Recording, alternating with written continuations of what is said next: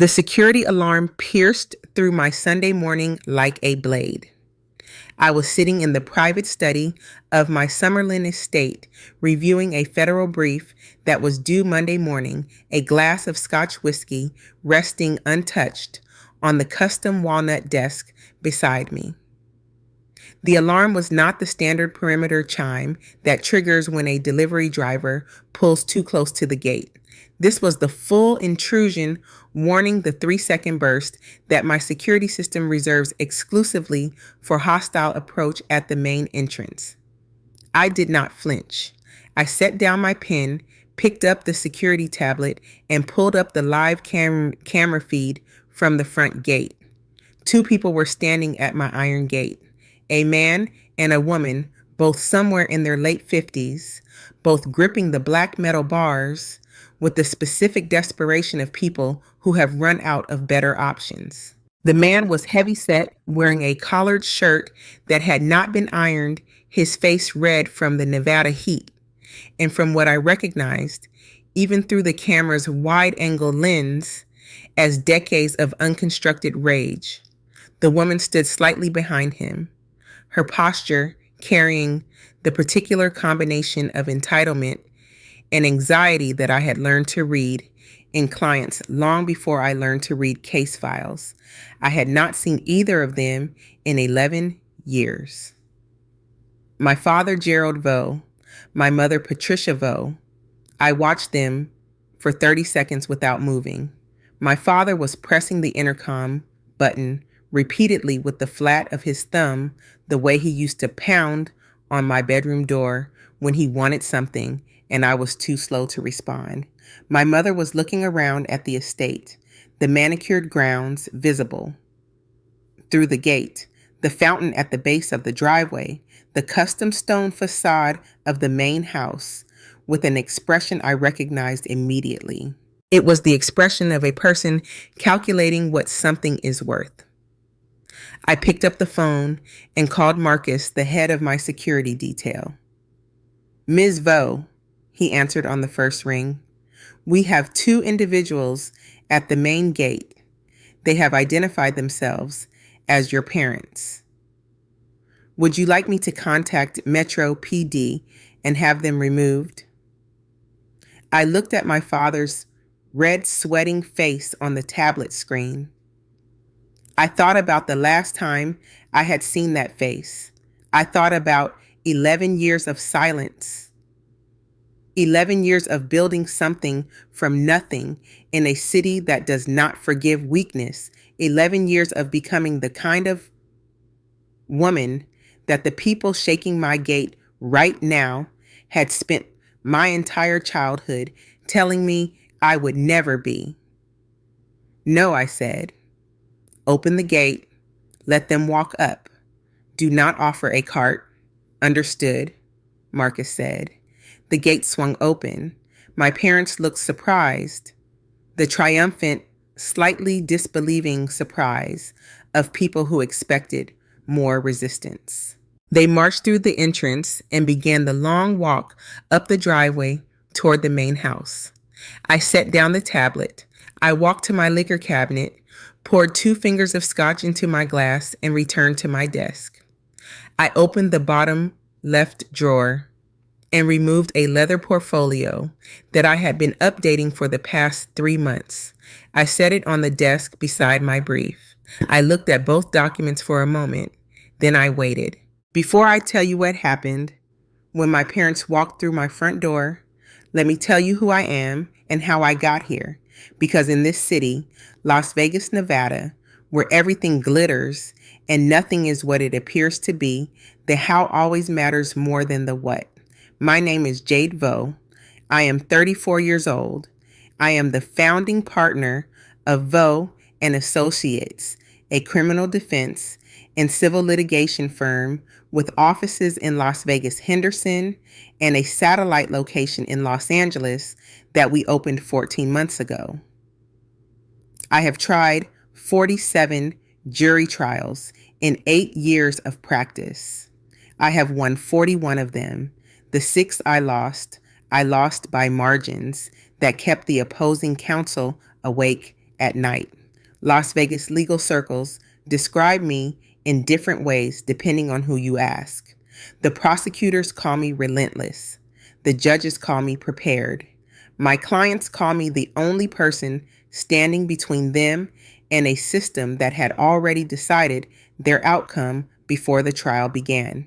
My opponents, when they think I cannot hear them in courthouse hallways, call me something considerably less polite, which I take as a professional compliment.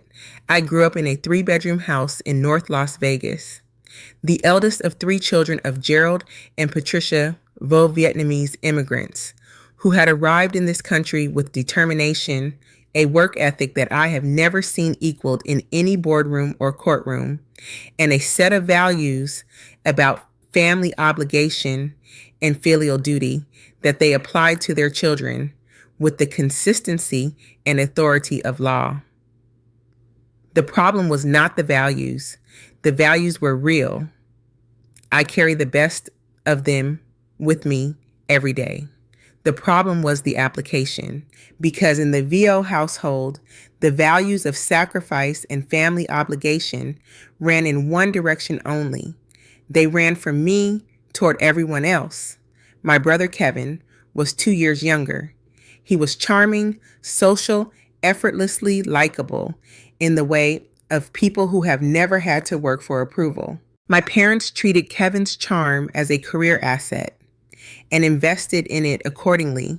The better schools, the sports equipment, the car at 16, the business school tuition at 22, the series of loans and bailouts that followed the series of business ventures that followed the business school education. My sister Lily was 4 years younger. She was the beautiful one, the one who had inherited my mother's bone structure and my father's confidence. And she had learned early that beauty plus confidence plus a family willing to fund the lifestyle that matched the image was a sufficient substitute for actual work.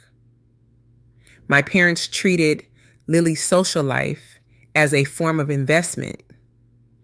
The right connections, the right circles, the right husband, and they subsidized it with the specific generosity they reserved exclusively for her. And then there was me. I was the eldest. I was the serious one. I was the one who studied when Kevin was playing and worked when Lily was socializing. I was the one who tutored both of them through their high school years, who covered for Kevin when he came home past curfew, who listened to Lily's endless relationship dramas at 2 a.m. when she could not sleep.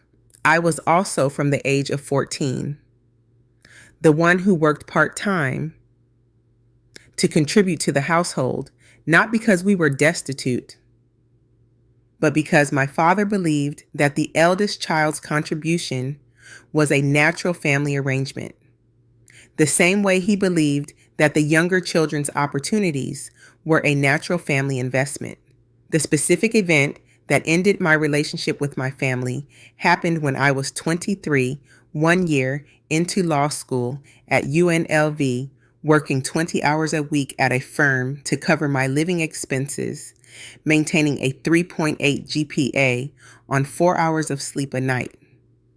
My parents called me to a family meeting. Kevin had failed at his third business venture, a food truck operation that had lasted 7 months before collapsing under the weight of his complete indifference to operational management.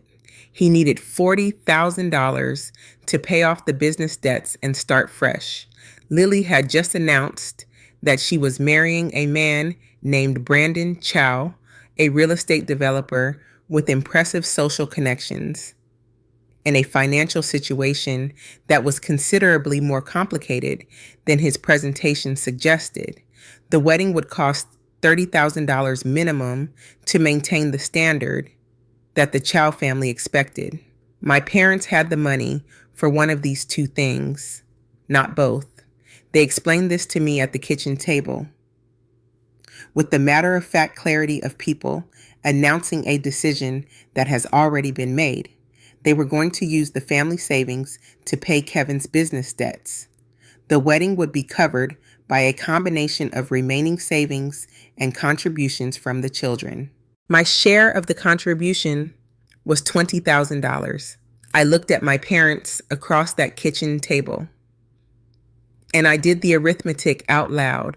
I was a law student working part-time. I had $4,000 in savings, which was everything I had accumulated over 2 years of working 20 hours a week on top of a full academic load. $20,000 was 5 years of my current savings rate. 5 years. I would graduate law school with no financial cushion, no ability to take the bar. Preparation leave that every new lawyer needed, no buffer against the brutal economics of starting a legal career from zero. I said all of this clearly, precisely, the way I would later learn to say difficult things to juries. My father looked at me across the kitchen table and said, "You are the eldest. This is your responsibility. Kevin and Lily need you. That is what family means." My mother said, "If you cannot support your own family, what kind of lawyer are you going to be?" I looked at both of them for a long time.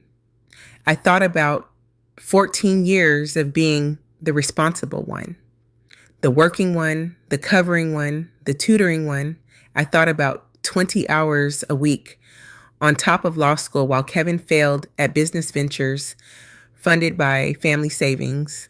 I thought about Lily's social calendar being treated as a legitimate family expense. While my education was treated as a personal luxury I should be grateful to pursue. Then I stood up from the kitchen table. I walked to my room. I packed 2 suitcases with everything that mattered. I withdrew my $4,000 from my bank account. I drove to a friend's apartment and slept on her couch for 6 weeks while I found a studio I could afford. I did not say goodbye. I did not send a letter. I did not call on holidays. I graduated law school. I passed the bar on my first attempt. I spent 3 years at one of the largest criminal defense firms in Nevada, learning the craft from senior partners who were collectively the best legal minds I have ever encountered. I built a client base, a reputation, and a savings account. At 28, I left the firm and opened Vo and Associates in a one-room office in downtown Las Vegas with 2 associates and a paralegal. 6 years later, I have a staff of 22, 3 office locations, a client roster that includes some of the most complex criminal and civil cases in the state of Nevada and the estate in Summerlin that my parents were currently walking up the driveway toward.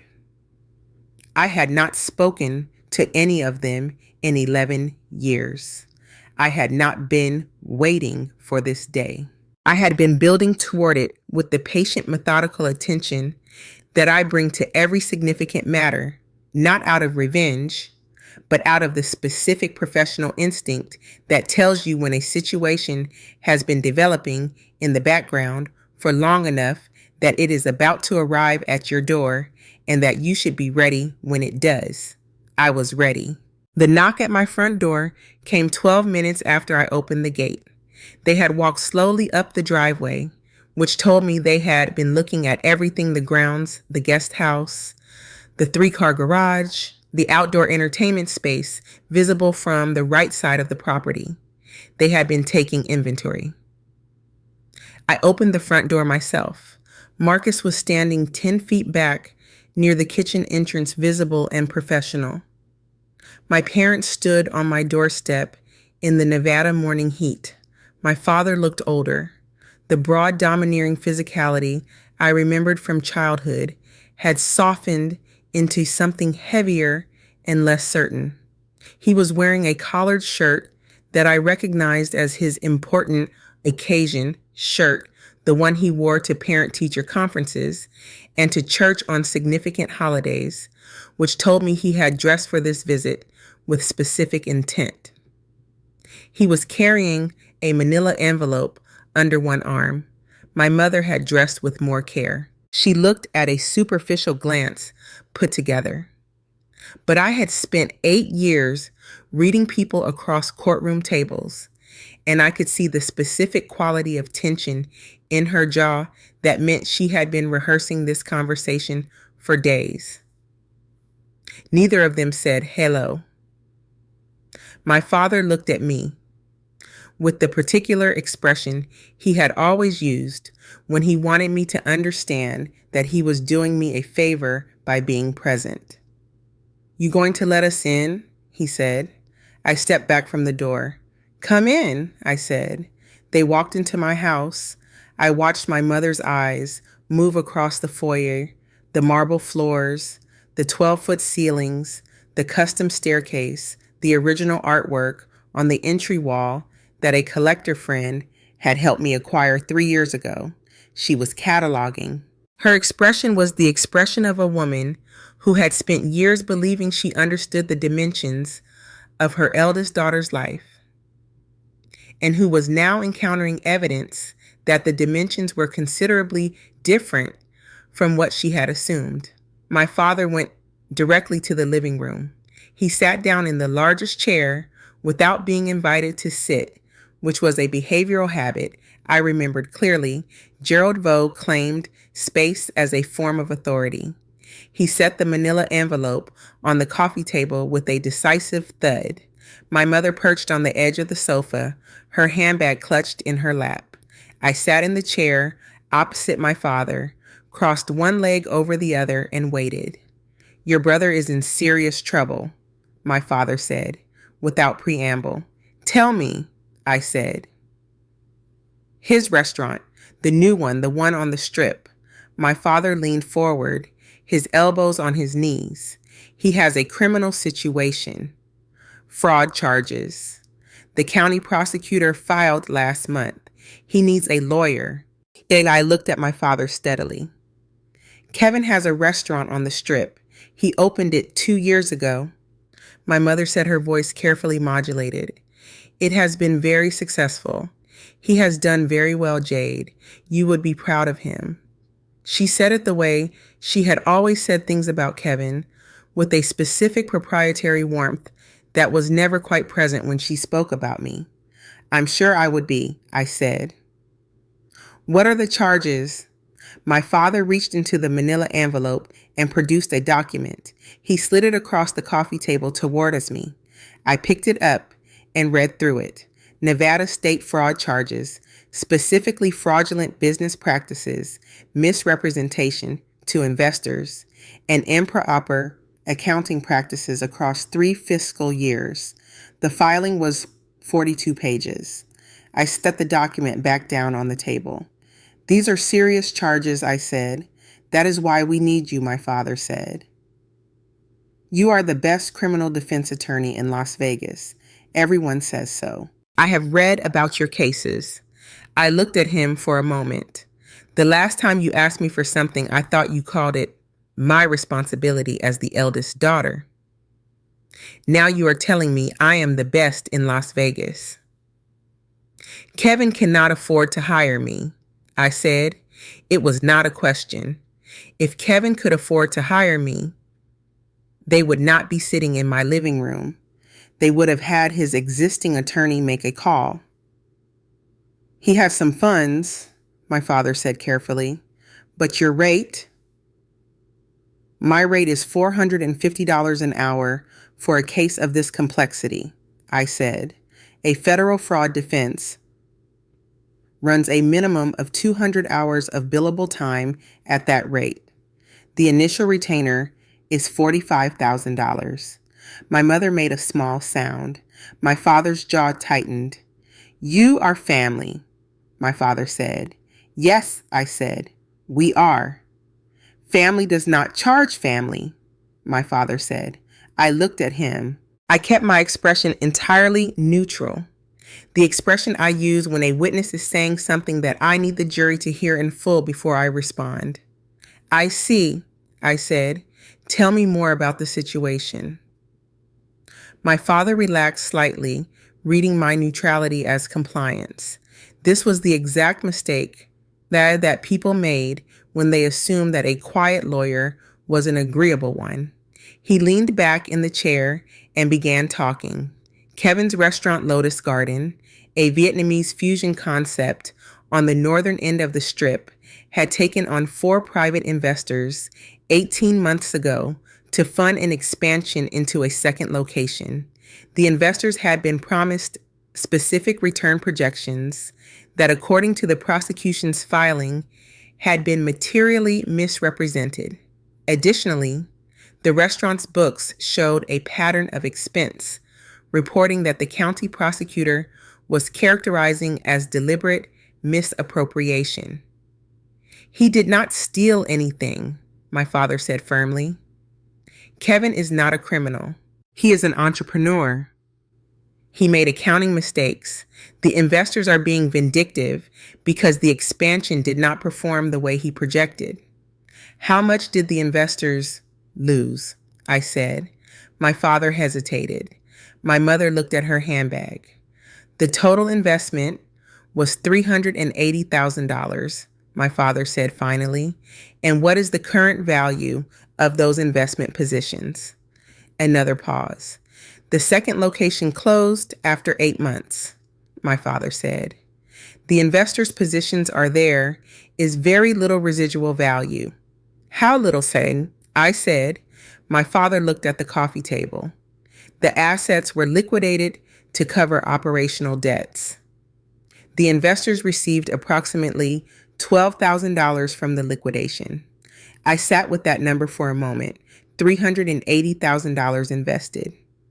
$12,000 returned. $368,000 in effective losses, and a prosecution alleging the projections had been fraudulent from the beginning. Who are the investors? I said. My father cleared his throat. 2 are local business owners. One is a former colleague of mine from the construction industry. He paused. And one is your sister, Lily's husband. I looked at my father. Brandon Chow invested in Kevin's restaurant, I said. They are brothers-in-law, my father said with the tone of a man explaining something obvious. Family supports family. Brandon believed in the concept. Brandon Chow, the real estate developer, with the complicated financial situation and the expensive wedding my family had wanted me to contribute $20,000 toward, who had now lost an undisclosed portion of $380,000 in my brother's failed restaurant expansion. How much did Brandon invest? I said. My father's hesitation this time was longer. $150,000, he said. I nodded slowly. $150,000 of Brandon Chow's money invested in Kevin Vo's restaurant, based on projections that the county prosecutor was calling fraudulent. The family had, in attempting to support each other, managed to create a situation in which a family member was both the primary alleged victim and a potential witness for the prosecution. Is Brandon cooperating with the prosecution? I said. My parents exchanged a look. He is being difficult, my mother said carefully. He is very upset about the money. He and Lily are having problems because of it. He has spoken to the prosecutor's office twice. Without being subpoenaed, I said. Apparently, my father said stiffly. I picked up my scotch glass, which I had carried in from the study, and took a measured sip. I set it back down. I looked at both of my parents. Let me make sure I understand the full picture, I said. Kevin is facing state fraud charges for misrepresenting investment returns to 4 investors, one of whom is his brother-in-law, who lost $150,000 and is voluntarily speaking to the prosecution. The other three investors are also likely cooperating. The charges cover 3 years of alleged misconduct. And you have come to me because you need a defense attorney and you cannot afford my rate. We cannot afford your rate, my father confirmed, with the tone of a man who has decided to treat this as a logistical problem rather than a reflection of anything meaningful. What were you expecting, I said, when you decided to drive to my home on a Sunday morning? What was the plan? My father straightened in the chair. You are family, he said again. Kevin is your brother. You have done very well for yourself. This situation could destroy his life, his business, his reputation, everything he has built. You are the only person who can help him. You are asking me to represent Kevin pro bono, I said. Or at a significant family discount, my mother said quickly. I looked at my mother. Then I looked at my father. I thought about the kitchen table 11 years ago. I thought about the specific arithmetic of $20,000 and what it would have cost me if I had paid it. I thought about what it had cost me to leave 2 suitcases, a couch at a friend's apartment, 6 weeks of rebuilding from nothing, 11 years of silence.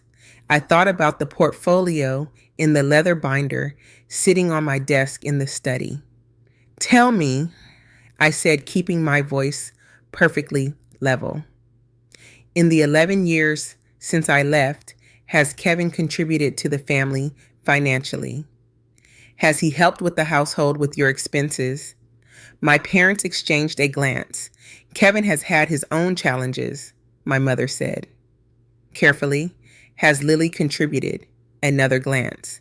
Lily and Brandon have their own financial pressures with the marriage situation.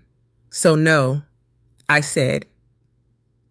Neither of them has contributed to the family in any meaningful financial way in 11 years. My father's jaw set. That is not relevant. It is entirely relevant, I said, my voice sharpening slightly.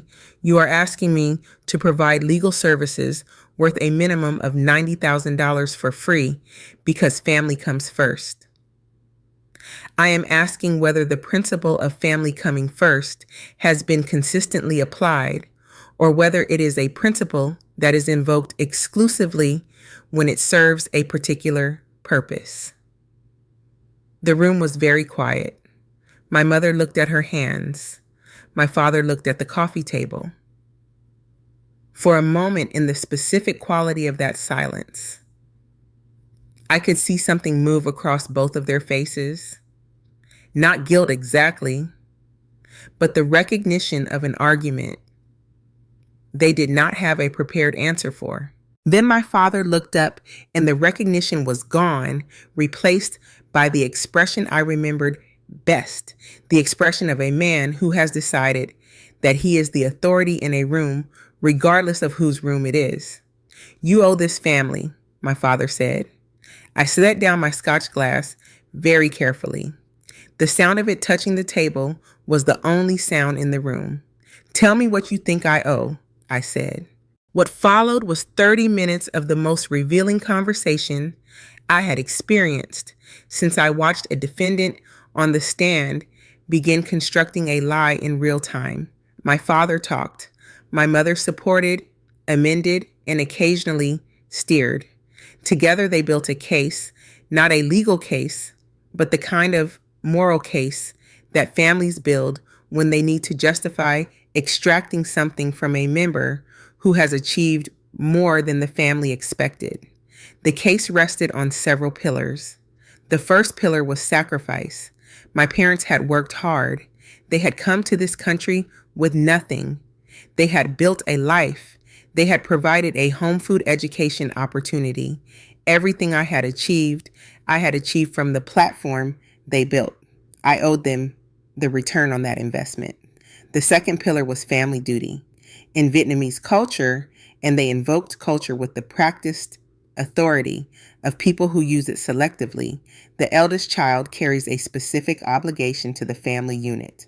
The eldest success is the family's success. The eldest resources are the family's resources. My refusal to engage with this obligation was not just selfish, it was a cultural betrayal. The third pillar was comparison.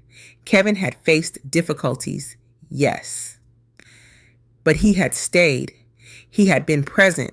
He had not abandoned the family the way I had. Whatever mistakes he had made in the restaurant business, he had made them while remaining a committed son and brother. My success achieved in isolation was somehow less legitimate than his failures achieved within the family structure.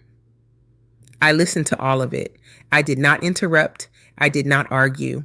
I let them build the entire edifice of their reasoning because I have learned in 8 years of litigation that the most complete picture of an argument is visible only when you allow it to be fully presented before you dismantle it.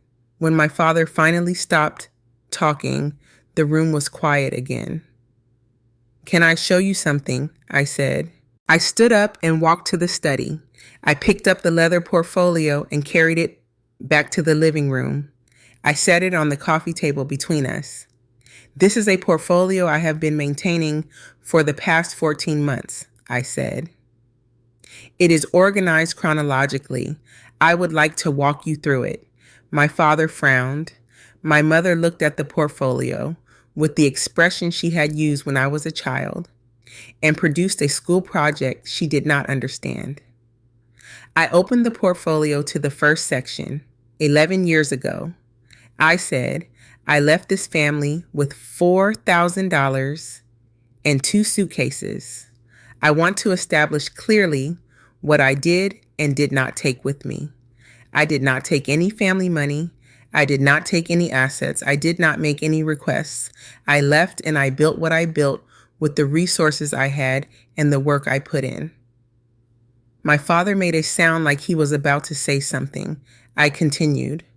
14 months ago, I said I began receiving requests. The first was a text message from Kevin asking if I could review a contract for him, no charge. I did not respond. I turned to the first document in the portfolio. It was a screenshot of the text message. 6 months ago, I received a letter from my mother asking if I could contribute to costs associated with a family medical situation. I did not respond. I turned to the second document. It was the letter. 4 months ago, I received a call from a number I did not recognize, which turned out to be Lily asking me to meet for coffee. I did not respond. My mother's hand tightened on her handbag. 3 months ago, I said, I became aware that Kevin was under investigation. At that point, I began preparing for the conversation we are having right now. I turned to the next section of the portfolio. These documents were different, not communications from my family, but financial records. I laid them on the coffee table facing my parents. I had a forensic accountant review the publicly available financial records associated with Kevin's restaurant and his investment solicitation, I said. I also had a private investigator conduct a background review of the investment arrangement. What I found is summarized in these documents. I tapped the top sheet.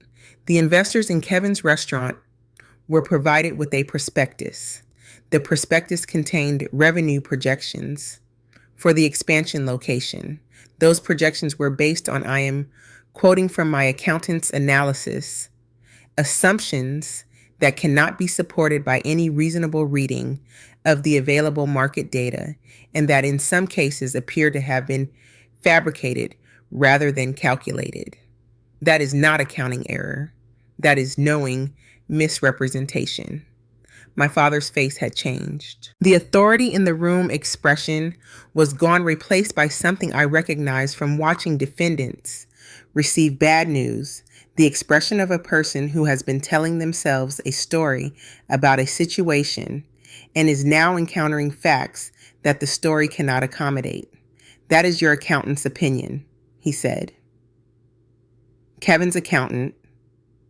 Kevin's accountant prepared the original projections, I said, which is a problem because under Nevada statute, a preparer who knowingly provides false projections for investment solicitation is potentially co-liable with the principal. Kevin's accountant may be the prosecution's next target. My mother made a small sound. There is more, I said. I turned to the next section. These documents were considerably thicker. My investigator found something that I think you need to understand before you decide how you want to proceed, I said. The investment solicitation that Kevin used, the one that forms the basis of the fraud charges, was not Kevin's original work. My father frowned. What do you mean? The projections, the financial models, the investor presentation materials, I said. They were prepared by someone with financial modeling expertise. Kevin does not have that expertise. His educational background is in hospitality management. He does not have the technical knowledge to build the kind of financial model that was presented to the investors. I turned to the relevant document and slid it across the table. My father picked it up. He stared at it. I watched his eyes move across the page. I watched them stop. Someone helped him build the case, I said. Someone with access to financial software, with knowledge of how investor presentations are structured, with the ability to make projected numbers look compelling and professional. My investigator traced the digital metadata on the investor presentation documents. I tapped the document in my father's hand. The presentation was built on a computer registered to Emerald Capital Consulting, I said. Emerald Capital Consulting is a business entity registered in Nevada. The registered agent is listed as Brandon Chow. The room was absolutely silent. My father looked at the document in his hand. My mother had gone very still. Brandon Chow, I said, helped Kevin build the fraudulent investment presentation. And then Brandon Chow invested $150,000 in the restaurant based on that presentation. And now Brandon Chow is cooperating with the prosecution and claiming he was defrauded. I let the silence sit for a full 10 seconds. Brandon was not defrauded, I said. Brandon was a co-architect of the fraud. He helped build the false projections. He then invested his own money, which suggests the investment was either a genuine attempt to profit from a scheme he co-designed or a way to establish his credibility as a victim for purposes he planned in advance. Either way, his cooperation with the prosecution is not the behavior of an innocent investor. It is the behavior of someone who is trying to secure his own position before the investigation reaches him. My father set the document down on the coffee table very carefully. He looked at it for a moment. Then he looked at me. You did all this research, he said slowly, before we came here. Yes, I said. You knew about Brandon. I suspected it, I said. My investigator confirmed it 3 weeks ago. Why? My father said. The question was not hostile. It was genuinely confused. Why would you spend time and money on this if you were not going to help? I looked at my father. Gerald Vaux, who had sat at a kitchen table 11 years ago and told me that my responsibility as the eldest daughter was to give $20,000 I did not have to a wedding for a sister who had never once treated me as an equal, who had never, in 34 years of my existence, asked me what I needed rather than what I could provide. Because I am a lawyer, I said, and I do not walk into any significant situation without knowing exactly what I am dealing with. I closed the portfolio. I am not going to represent Kevin pro bono, I said. I am not going to represent him at a family discount. But I am going to make you a different offer because what I found in that investigation changes the nature of this situation considerably. My father looked at me. My mother looked at me. For the first time since they had walked through my door, neither of them spoke. I looked at the manila envelope sitting on the coffee table, the envelope my father had carried in the one containing the prosecution's filing. Kevin is in serious trouble, I said, but the person who is in more immediate danger legally is Brandon Chow. And that means Lily is in more immediate danger financially and personally than she realizes. And that means your family is facing a situation that is considerably more complex and considerably more urgent than Kevin's fraud charges. I set my hands flat on my knees. You came here to ask me to save Kevin, I said. I am telling you that saving Kevin in the way that you need him saved requires a strategy that neither Kevin nor his current attorney, whoever that is, has access to because they do not have what is in this portfolio. I tapped the leather cover. What I am offering, I said, is a conversation, a real one. Not the one you prepared on the drive here, and not the one where you tell me what I owe, and I am supposed to agree. A real conversation about what is actually happening and what it actually requires. My father looked at the portfolio. He looked at me. For the first time in 34 years, Gerald Vaux did not immediately have an answer. The conversation that followed lasted 2 hours and 40 minutes. I will not reconstruct it entirely because much of what was said belongs to the particular privacy of a family, reckoning the kind of conversation that strips things down to their actual components and leaves very little that is comfortable or convenient. What I will tell you is the shape of it. My father began, as he always began, from authority. He was the parent. He was the head of the family. Whatever mistakes had been made in the past, and he was careful not to specify what those mistakes were, the present situation required the family to unite, and unity required sacrifice from the members who were most capable of providing it. I let him complete that opening. Then I asked him a single question. Ready? Yeah. When you say the family needs to unite, I said, what does that mean specifically in terms of what you are asking from me and what you are offering in return? My father was not accustomed to having his general principles turned into specific bilateral proposals. He was accustomed to issuing the principle and having it accepted as its own justification. He looked at my mother. My mother, who was more strategically agile than my father, attempted to reframe. She talked about the family's love for me, about how much they had missed me, about how my departure had affected the family, with the specific emphasis on effect on the family rather than on why the departure had occurred. Mom, I said, I need to ask you something directly, and I need a direct answer. Why did I leave? My mother looked at me. We asked you to contribute to family expenses, she said carefully. $20,000, I said, that you knew I did not have. That would have required me to take on debt at a point in my education when debt would have materially damaged my ability to complete my degree. You knew this, and you asked anyway.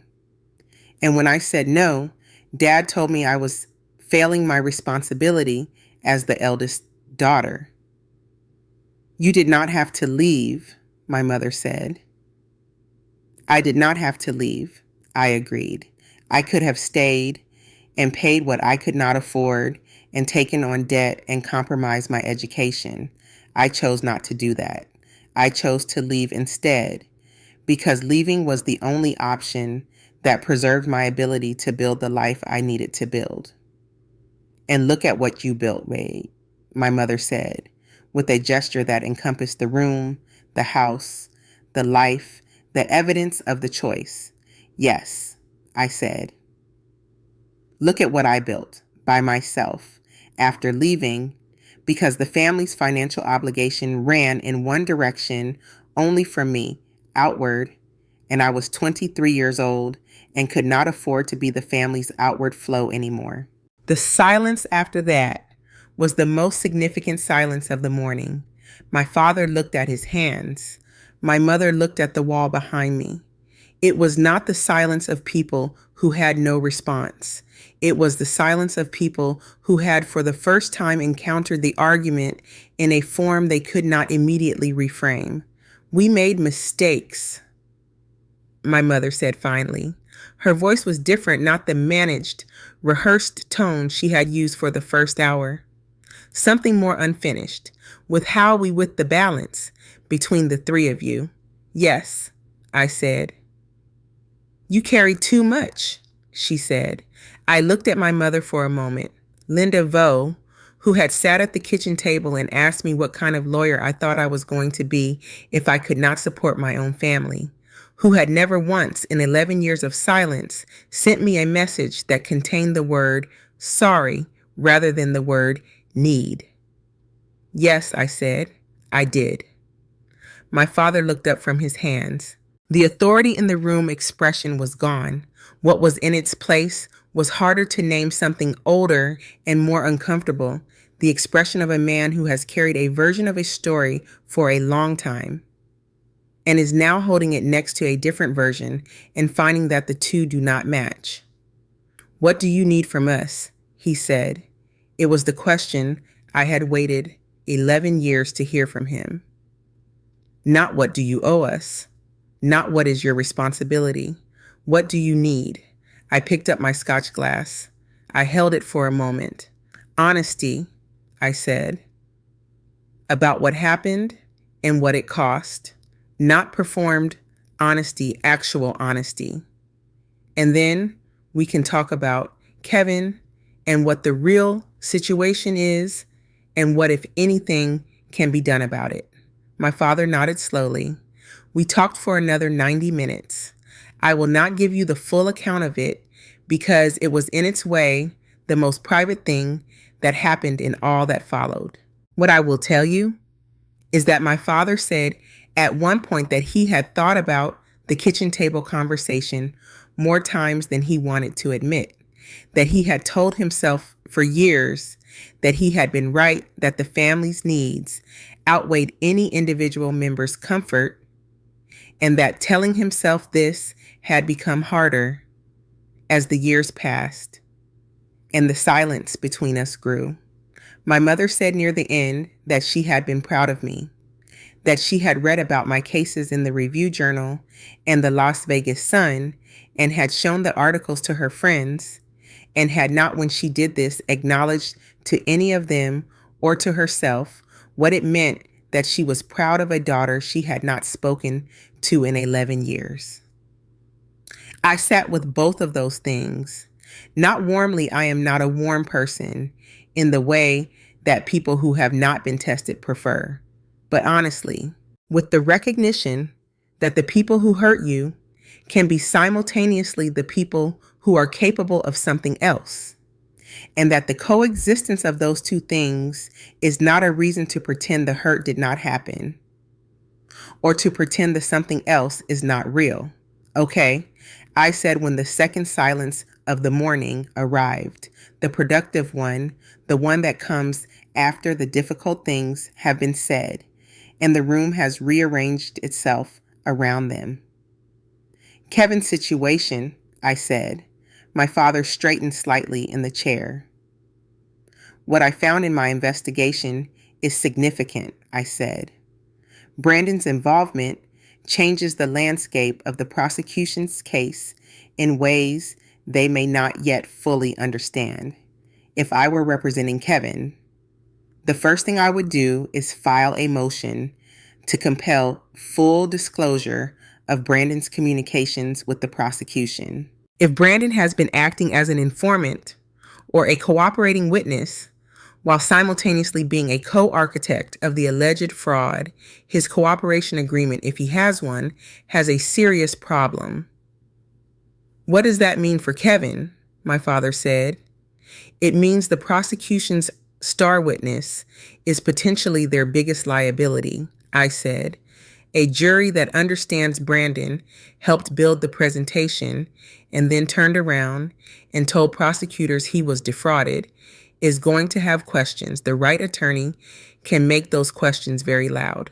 You are the right attorney, my mother said. I am one of them, I said, but I need to be clear about something before we go any further. I am not going to represent Kevin the way you came here asking me to represent him. I am not going to be the family's free lawyer.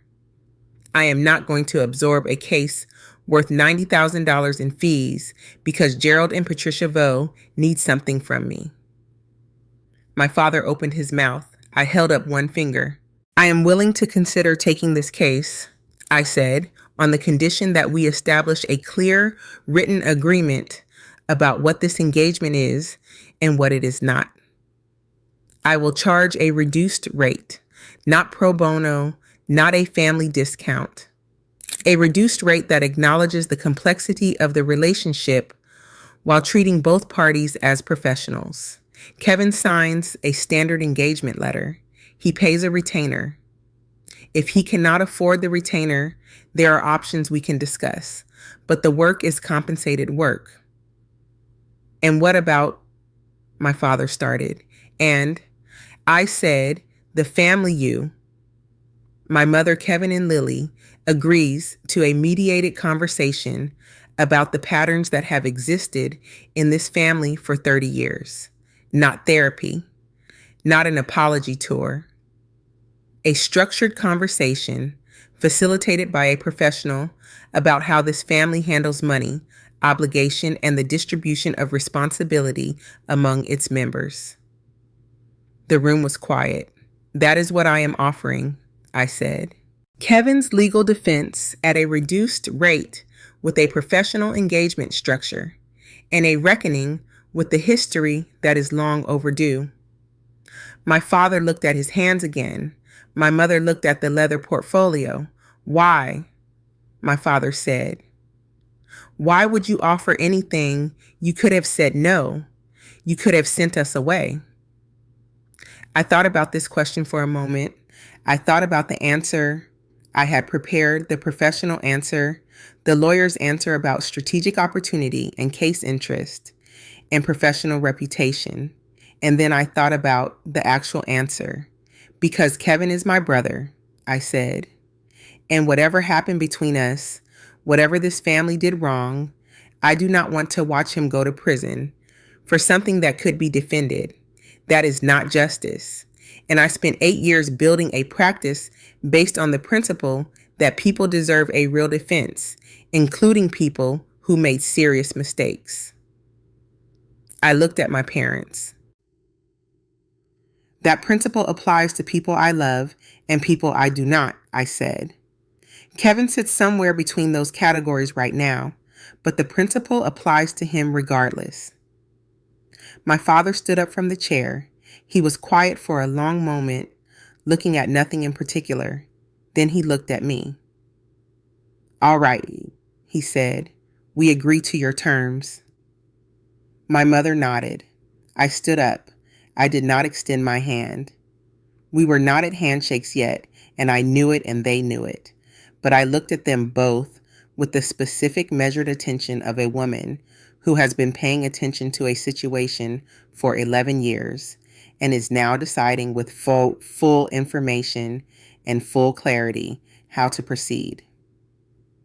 Tell Kevin to call my office Monday morning, I said. My assistant will set up an intake meeting. They walked to the door. My father stopped at the threshold and turned back.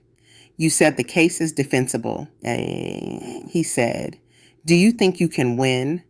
I thought about the portfolio on the coffee table. I thought about Brandon Chow's metadata on a fraudulent presentation. I thought about a prosecution building its case around a cooperating witness who was also a co-conspirator. I think I said that the prosecution is going to wish they had looked more carefully at their witnesses before they filed. My father almost smiled.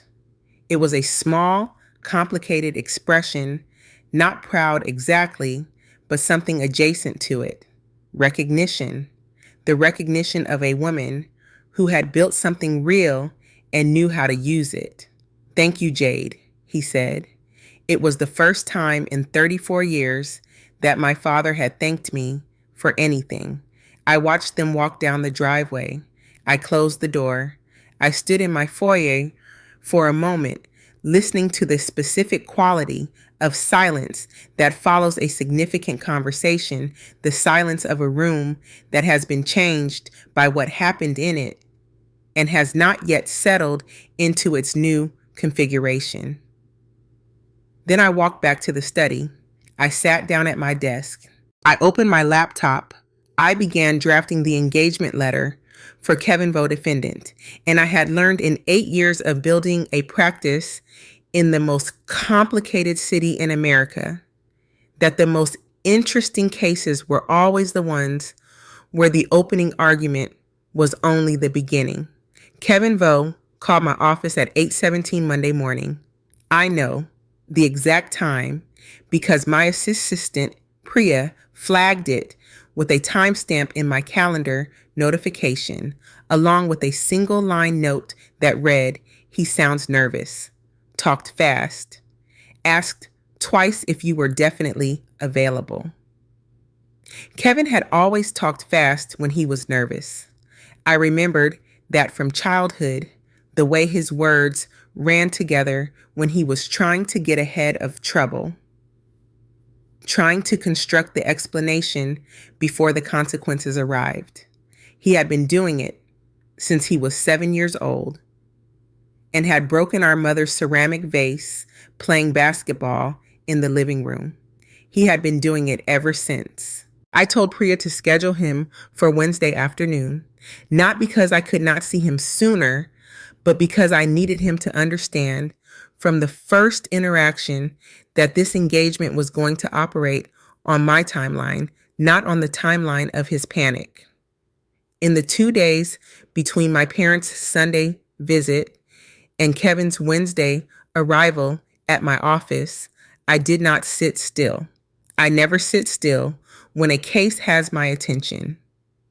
And this case had my attention in the specific way that cases have it when the legal complexity is genuine and the personal stakes are high enough to require a separation between the professional and the emotional that demands constant maintenance.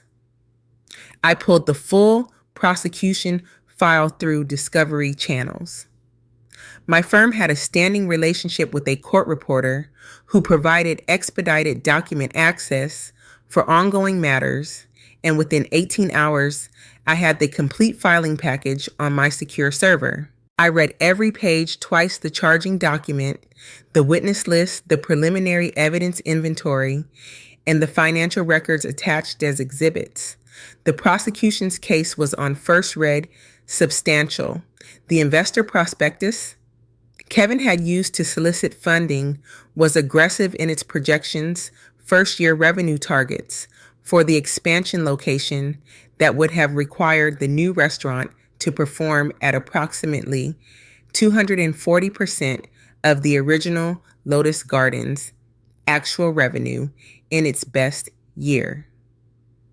The accounting records showed expense line items that the prosecution characterized as personal expenditures disguised as business costs. 3 of the 4 investors had provided written statements describing the investment solicitation in language that aligned with the fraud charges. On second read, the case had problems. Not fatal problems, not yet, but the kind of structural vulnerabilities that a good defense attorney could locate and exploit. The prosecution's narrative required Kevin to have acted alone and with specific criminal intent, the metadata my investigator had found on the presentation documents created a significant wrinkle in that narrative. A co-conspirator who was also a cooperating witness was a liability the prosecution had either not discovered or had decided to manage by keeping Brandon Chow's cooperation informal, rather than through a formal immunity agreement. That distinction mattered enormously.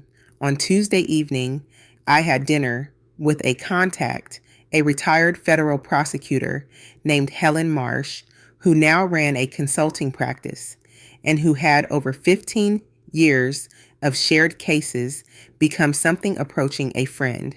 I told her the outlines of the situation scrubbed of identifying information. If the cooperating witness helped build the fraudulent document, Helen said over a glass of Malbec at a restaurant in the Arts District. And the prosecution knows this. They have a Brady material problem.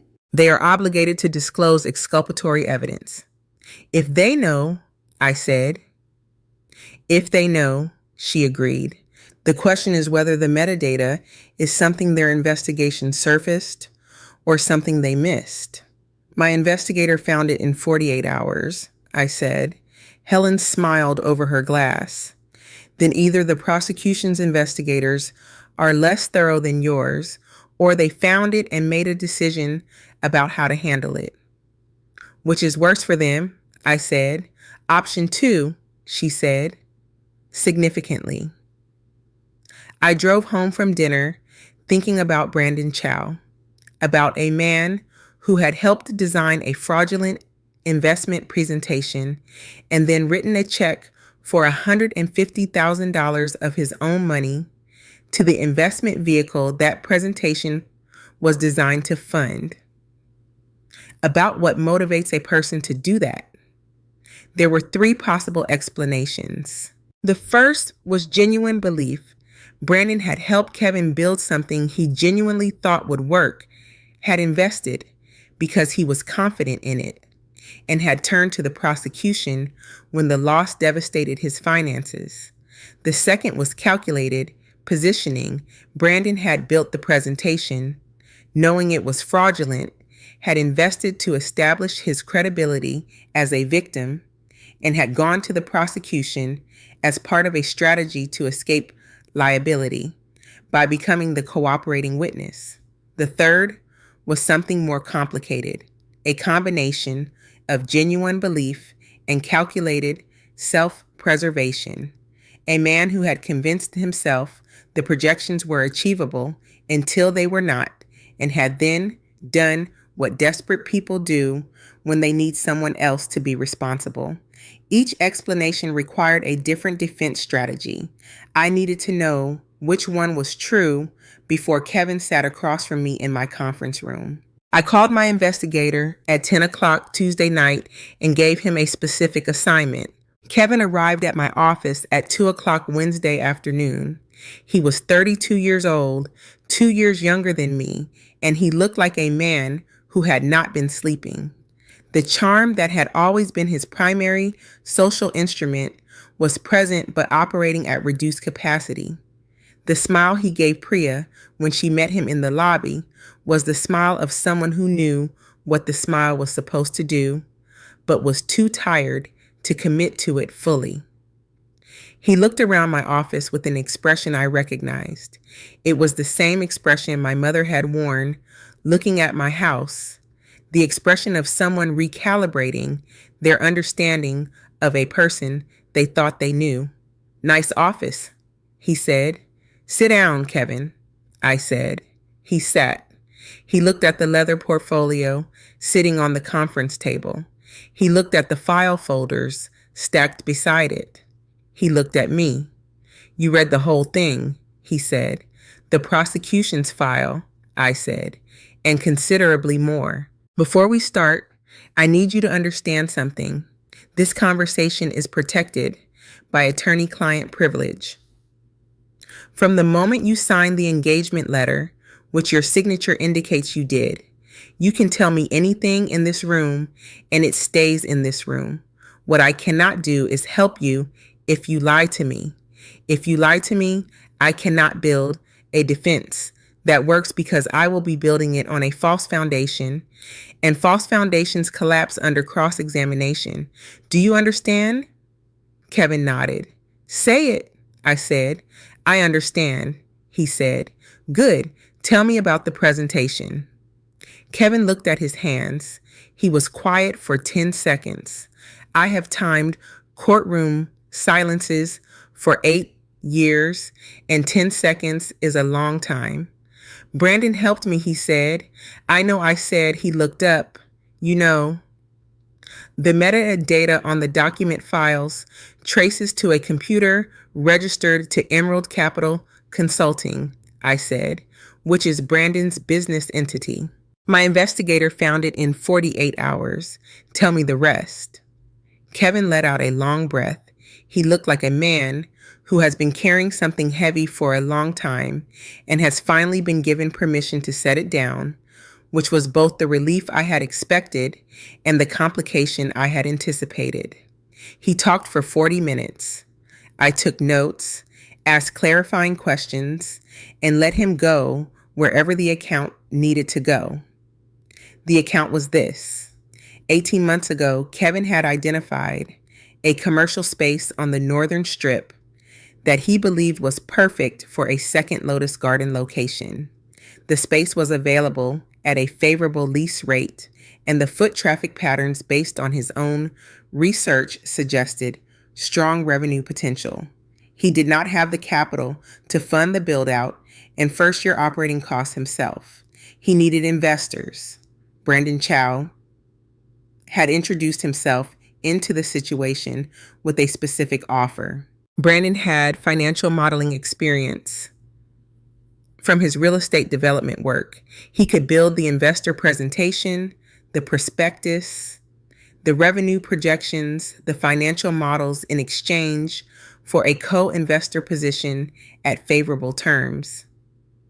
Kevin, who understood restaurants but not financial modeling, had accepted. What Brandon built was professionally impressive and mathematically aggressive. Kevin had asked at one point during the preparation whether the revenue projections were realistic. Brandon had told him they were conservative estimates based on comparable strip performance. Kevin had accepted this because Brandon was the financial expert and Kevin was the restaurant operator, and that division of expertise had seemed reasonable at the time. The expansion location had underperformed from the first month. The revenue projections had been, as my accountant's analysis confirmed, significantly overstated. Within 6 months, it was clear the location would not survive. Brandon had become increasingly difficult to reach. When the closure became inevitable, Brandon had gone to the prosecution. Did you know the projections were false when you showed them to the investors? I said. Kevin looked at me steadily. No, he said. I believed Brandon when he said they were conservative. That was my mistake. I trusted someone I should have verified. Did you know Brandon was going to the prosecution before they contacted you? I found out through my attorney at the time, Kevin said, a week before the charges were filed. Who is your current attorney? A guy named Marcus Yee, Kevin said. He does mostly DUI and personal injury. He told me to plead out. I looked at Kevin. Marcus Yee, a DU.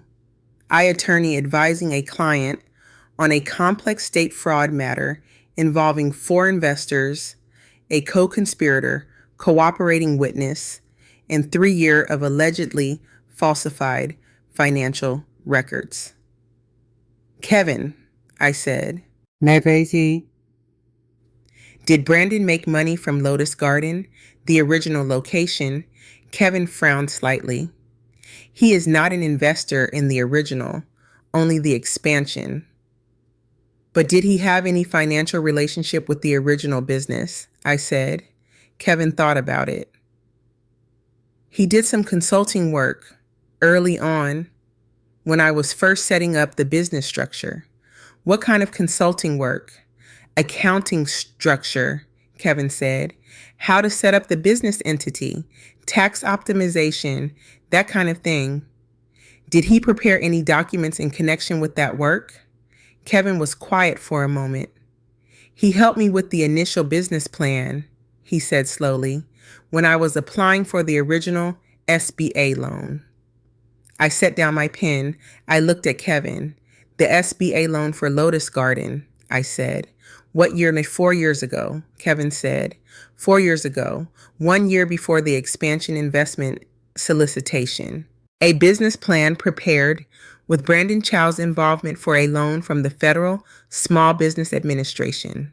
If Brandon Chow had prepared or materially contributed to a fraudulent business plan used to obtain a federal loan, the scope of his exposure was not limited to the state fraud charges against Kevin. It extended into federal territory. And if the prosecution had built their case around Brandon as a victim and cooperating witness without knowing about the SBA connection, they had a problem considerably larger than a Brady material disclosure issue. They had a witness who was potentially facing federal charges of his own.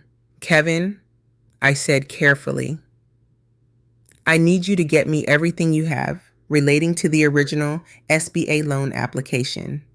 Every document, every email, every version of the business plan. Today, if possible. Kevin looked at me with an expression that was the adult version of the face he used to make when he was 7 years old and had just understood that the situation was more serious than he had realized. Is Brandon in trouble? He said. Brandon, I said, may be in considerably more trouble than you. The documents Kevin provided arrived at my office by 6 that evening, delivered by a courier from his attorney's file room. Marcus, ye to his credit, had at least kept organized records, even if his legal strategy had been approximately as useful as telling a man drowning in the deep end that he should consider swimming toward the shallow end. I stayed at the office until 11, reviewing the SBA loan package. My 2 senior associates, Elena Park and David Moreau, worked alongside me. We divided the documents into sections and read in parallel passing items of interest across the conference table, without commentary, the way that good litigation teams work when they are in the productive, focused phase of a case that is revealing itself. At 9:45, Elena set a document in front of me without saying anything. She had learned in 3 years of working with me that the most significant things are better presented silently and allowed to speak for themselves. I read the document. It was a projection schedule attached to the original Lotus Garden SBA loan application. The projection showed first-year revenue estimates for the restaurant that were, by any reasonable analysis, optimistic to the point of misrepresentation.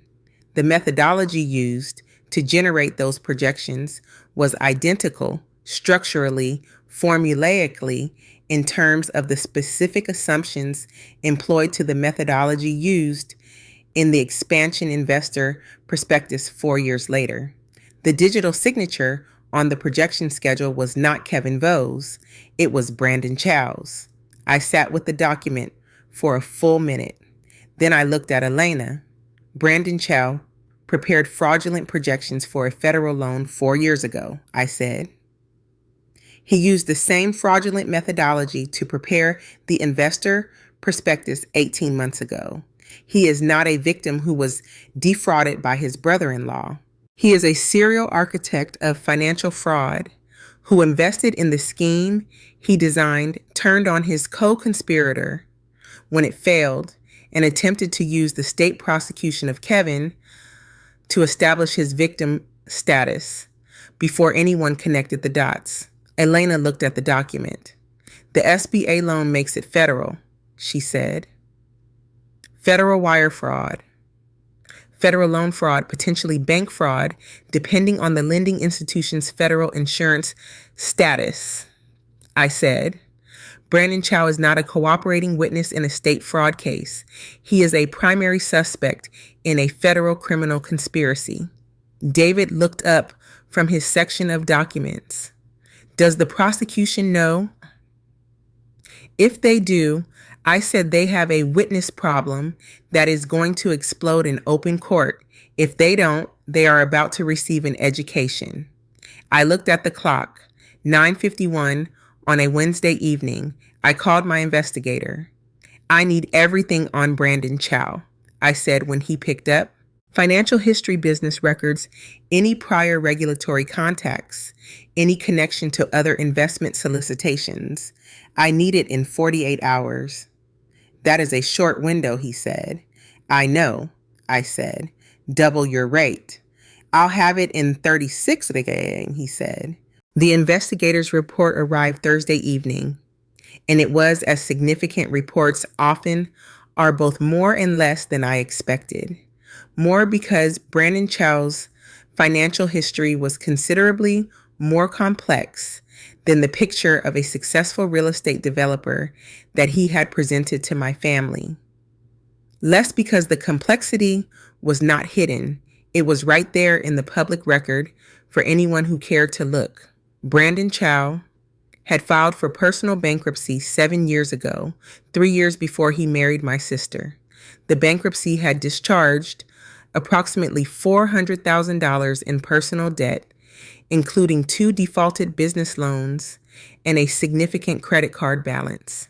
He had rebuilt his credit and his presentation of wealth with the specific determination of a man who understood that in Las Vegas, the appearance of financial success was itself a professional tool. The real estate development business he operated had completed 4 projects in 6 years. Of those 4 projects, 2 had performed well. 1 had broken even. 1, a mixed-use commercial development in Henderson, had resulted in a lawsuit from 2 investors who alleged misrepresentation of projected returns. The lawsuit had settled out of court 18 months ago, 6 months before the Lotus Garden expansion investment solicitation for an undisclosed amount. The Henderson lawsuit investors had been represented by a small firm in Henderson. I called the partner of record on Thursday night. She was not available. I left a message. She called back Friday morning at 7:45. I remember the case, she said, when I explained who I was and why I was calling. My clients were not happy with the settlement. They felt the projections had been knowingly false, but the settlement amount was enough that litigation risk was not worth it. Do you have documentation of the projections, I said. We have everything, she said. It has been 18 months, but we retain case files for 7 years. I would like to review them, I said. If your clients consent. She called me back at 10 o'clock. Her clients had consented. A courier arrived at my office Friday afternoon with a box of documents. I read them that evening at my kitchen table with a glass of scotch and the specific focused attention of someone who has found the thread and is following it to its conclusion. The projections from the Henderson development were built on the same methodology as the Lotus Garden SBA loan projections and the Lotus Garden expansion investor prospectus.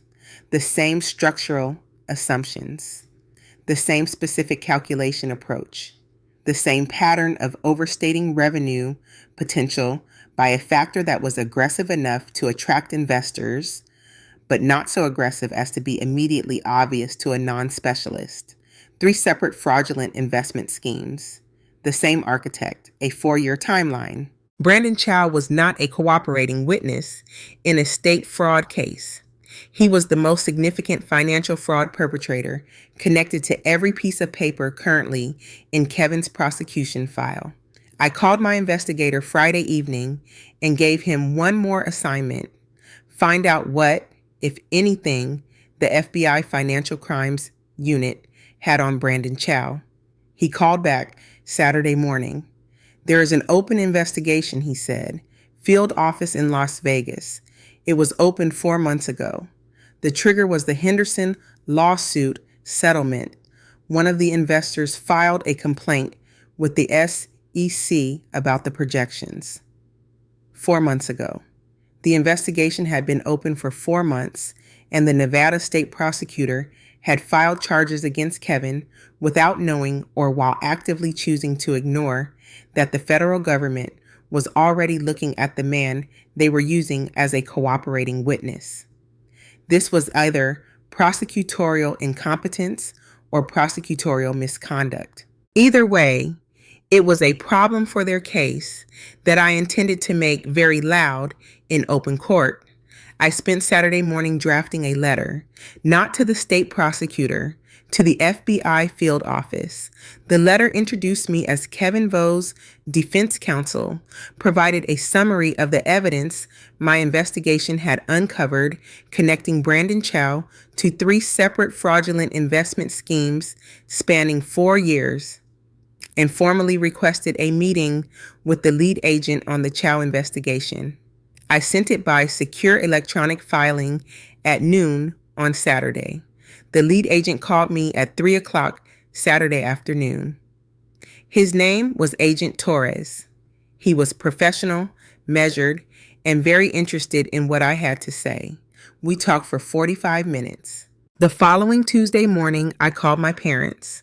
My mother answered.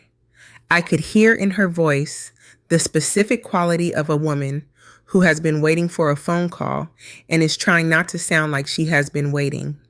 I need you, my father, Kevin, and Lily, at my office Thursday at 10 o'clock. I said, all 4 of you, no exceptions. Lily too, my mother said. Lily too, I said. What I have to tell you affects all of you, and I am not going to have 4 separate conversations about it.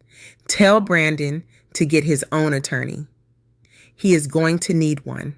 The silence on my mother's end was the specific silence of a woman, understanding that a situation she thought she had some management of has moved outside her management entirely. What is happening, Jake? She said. Thursday at 10, I said. I will explain everything then. They arrived together. My father and mother, Kevin and Lily, the 4 of them filing into my conference room with the specific uncertain energy of people who have been told significant things are coming and are not sure whether to brace or to hope. Lily had never been in my office before.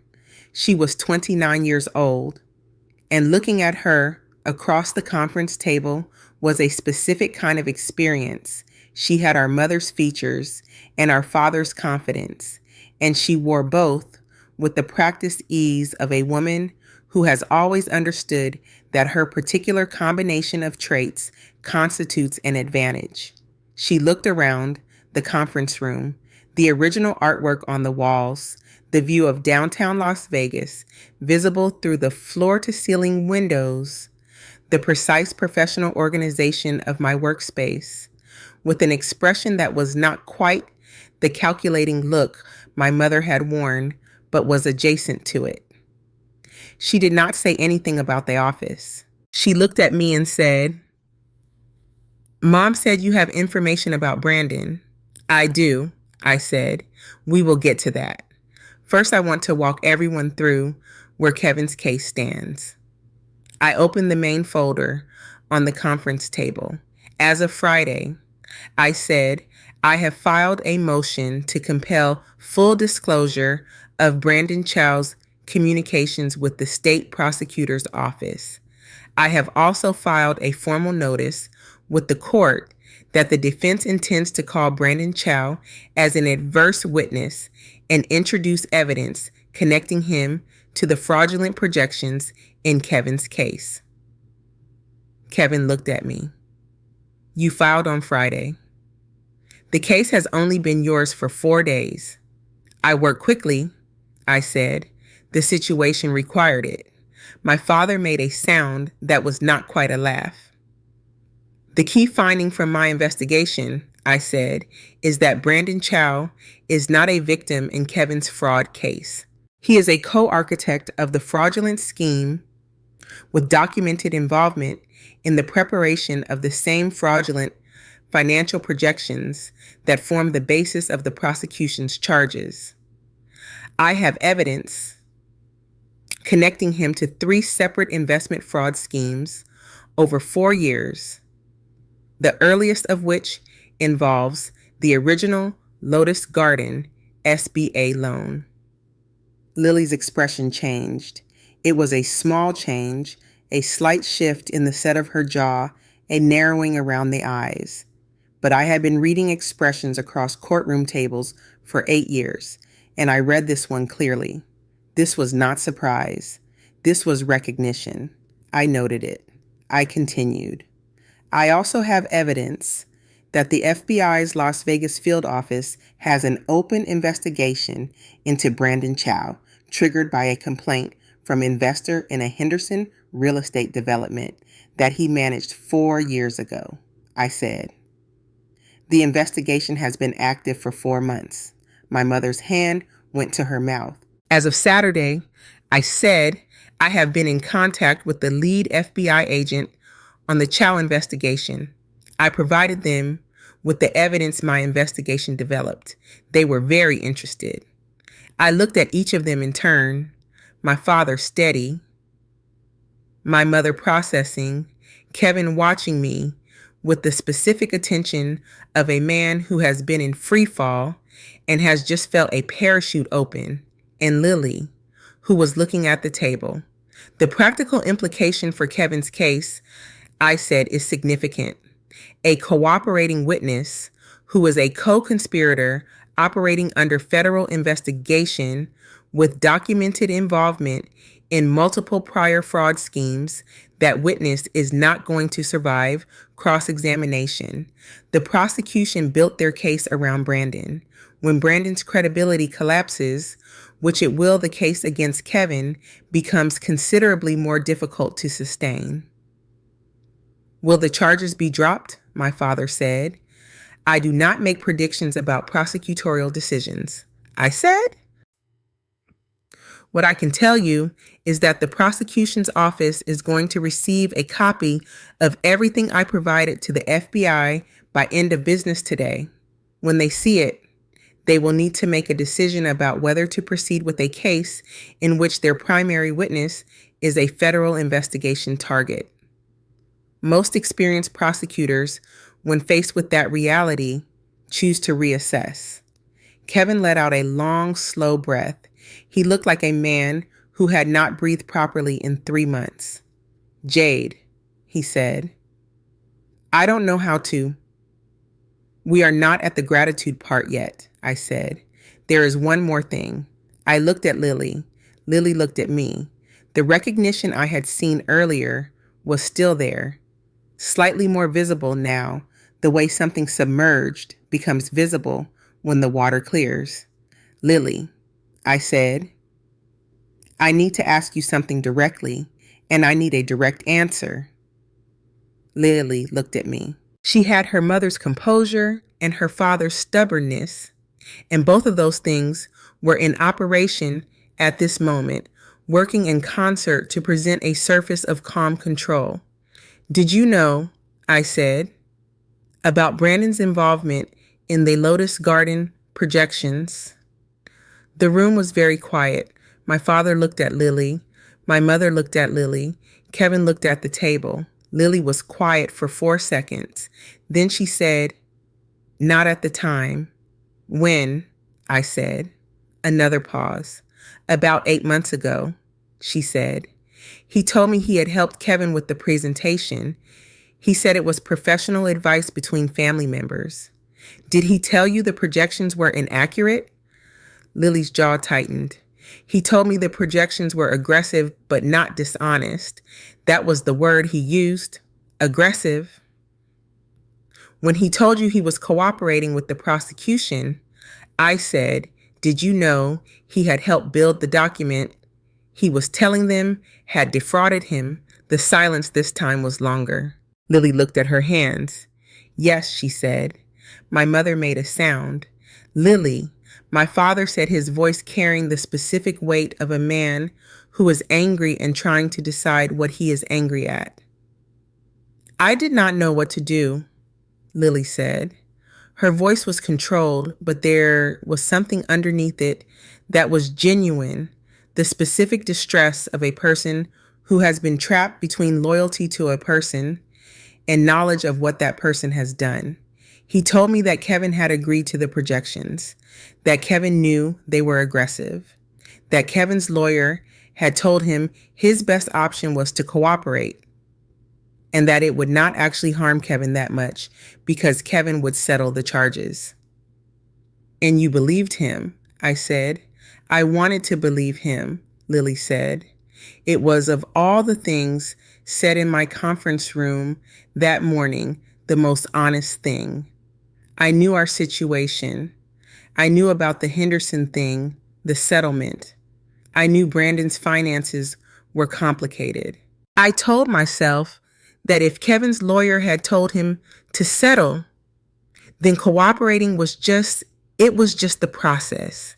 I did not think. She stopped. You did not think about what it would mean for Kevin to have his case built around a cooperating witness who had helped build the fraudulent document, I said. No, she said quietly. I did not think about that.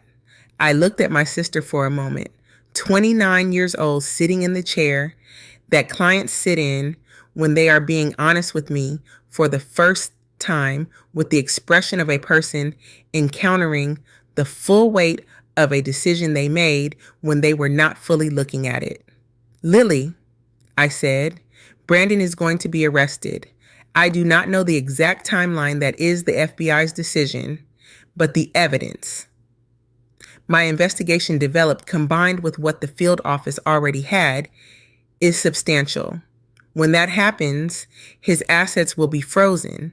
Your joint assets will be subject to review. You need your own attorney today who is not connected to Brandon's situation and who represents your interests specifically. Lily looked at me.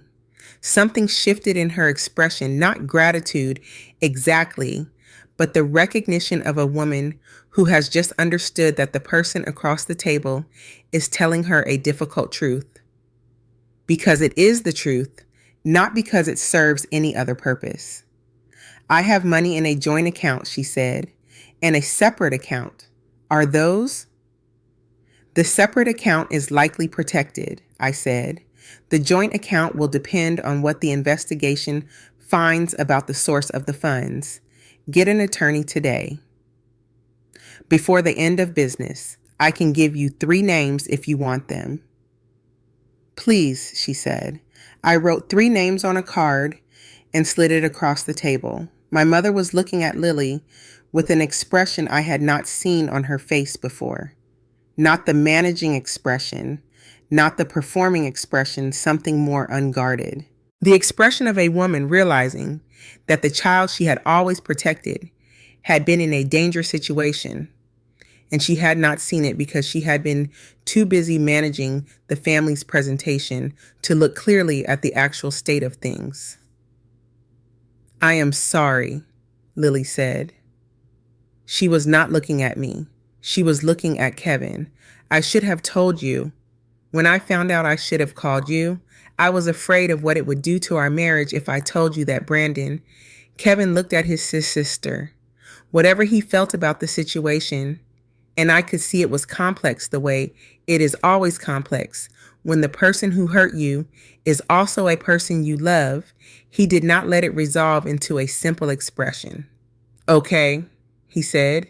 It was the same word my father had used at my house the previous Sunday, and it was doing the same amount of work, not forgiveness, not the absence of consequence, but a door being held slightly open rather than closed.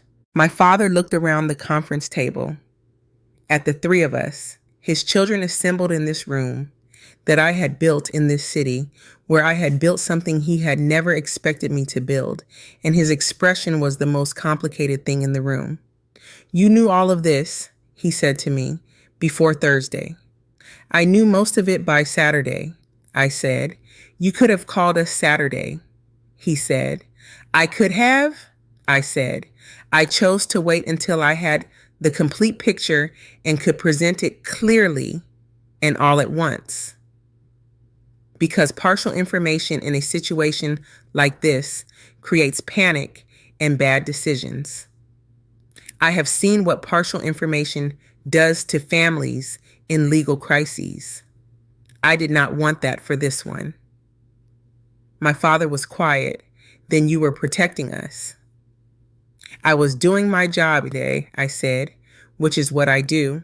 He looked at me for a long moment. It is the same thing, he said.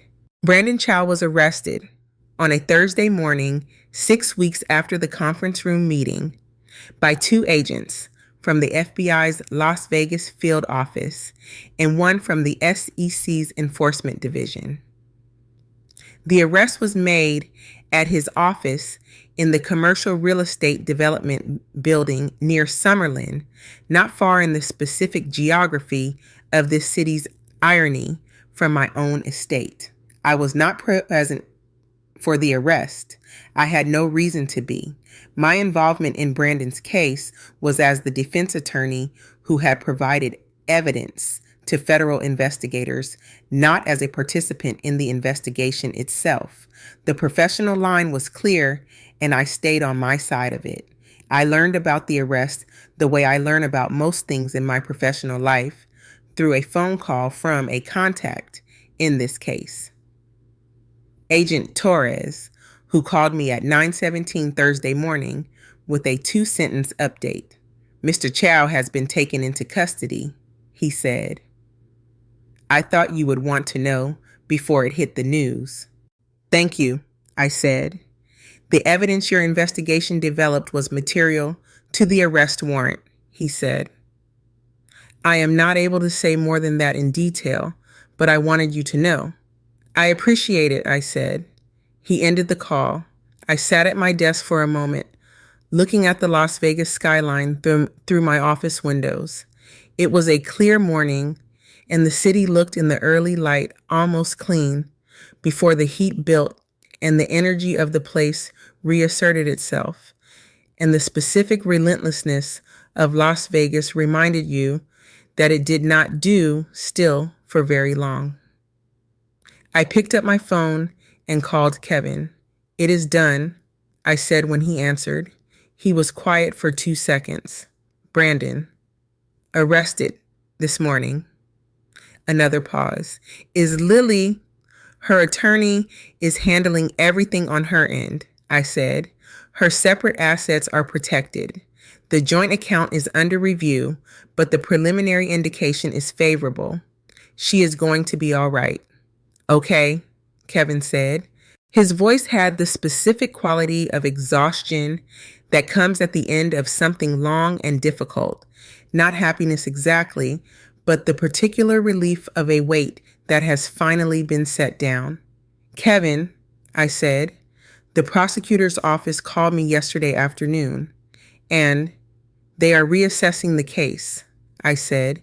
They are not prepared to say they are dismissing yet.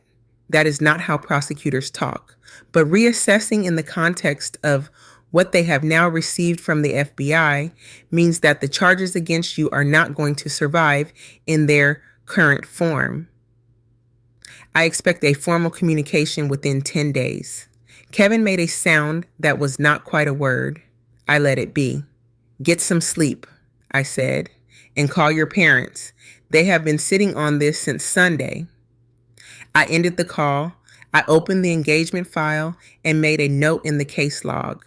Then I turned to the brief I had been working on before any of this started, the federal matter that had been sitting on my desk since Sunday morning, waiting patiently for the moment when I could return to it. I picked up my pen. I read back the last paragraph I had written before my parents arrived at my gate. Then I kept writing. The charges against Kevin were formally dismissed 41 days after Brandon Chow's arrest. The dismissal was not dramatic. Legal dismissals rarely are.